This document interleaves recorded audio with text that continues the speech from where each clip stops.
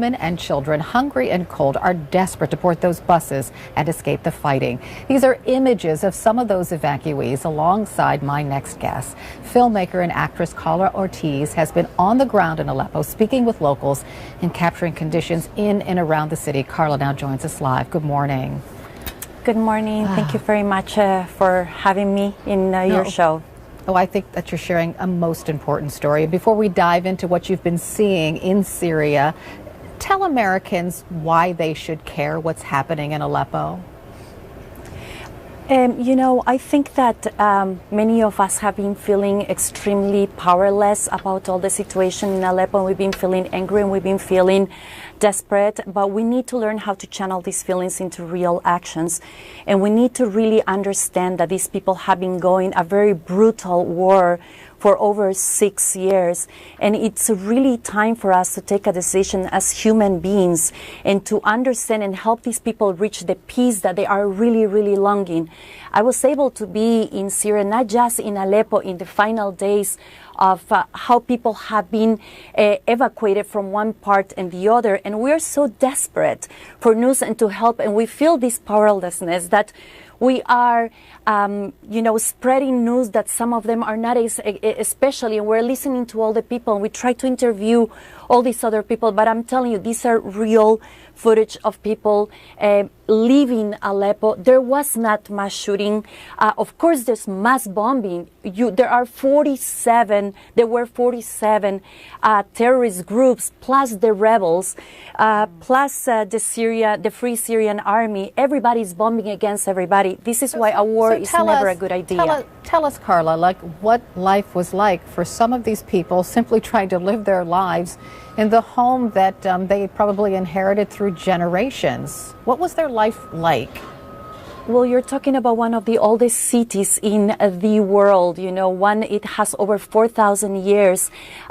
Their stories are stories of tragedy and hope.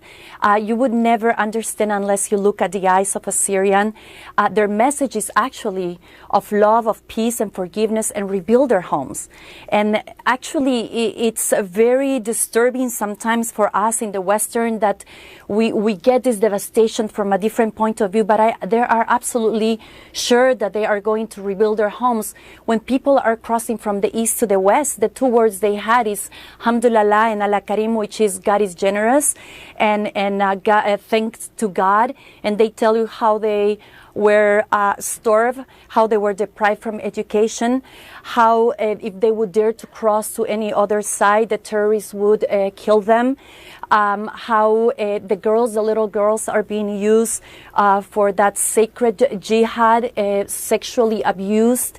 And it's really it's really way too much. And I can tell you also, I was looking at the previous note about the girl tweeting. It is impossible. I've been there. There's no internet. I mean, especially in East Aleppo, there's no electricity for more than 85 days over there. And 3G, only very few people have. I was with people of the United Nations, and I was with people from BBC and everywhere. And you cannot send a tweet when you're in the front lines. So how was Bana able to tweet then, do you think? I don't think, I'm so sorry to tell you this, but I was in Aleppo. I don't think she was in Aleppo. And I understand this whole thing. I want to see real footage. Show me real footage when she's being taken out, and I would believe it. Like real girls over there. Why would she be lying about that, or not telling the truth about where she was located?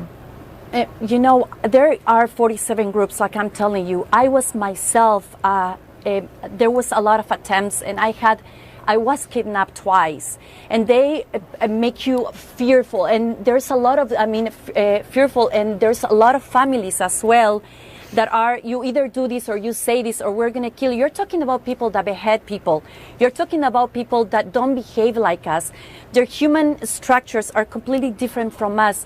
This is why I think they are using, it's not Bana, it's not, she's just a child. And even, my point is that even terrorists have children, and these children should have a choice.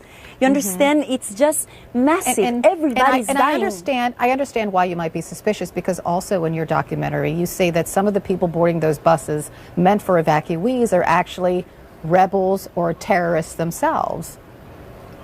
Well, yes. Well, you actually have, I was there for like 10 days on the time of the evacuation. I am watching this, and people are telling you their own stories, and they're telling you, like they tell you like that guy is a terrorist. They said for them it's just Daesh. They don't care if it's a rebel, if it's a free army. They don't care what it is.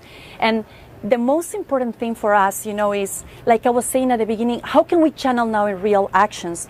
Our politicians need to sit in the Congress and the United Nations as human beings, We need to listen. Probably at the beginning, we are the most powerful nation in the world, and power can create real change. And maybe at the beginning we thought people wanted support, and we supported the rebels, right, and we supported the opposition. But now it's time that we sit and help and listen really the voice of Syria, which is, let's end the war. Please give us peace. Let us go to school. Let our children get educated. I was walking on top of little dead bodies. I had to smell the smell of dead skin. And this war must stop, right, because as human beings and women, we understand as a mother, as a sister, and especially as a daughter, that our children have the choice to have a choice. And every decision we make now in the entertainment business, as a newscaster, it has to be to help them end this war. All right. Thank you so much for sharing your experiences within Syria. Carla Ortiz, thank you. I'll be right back.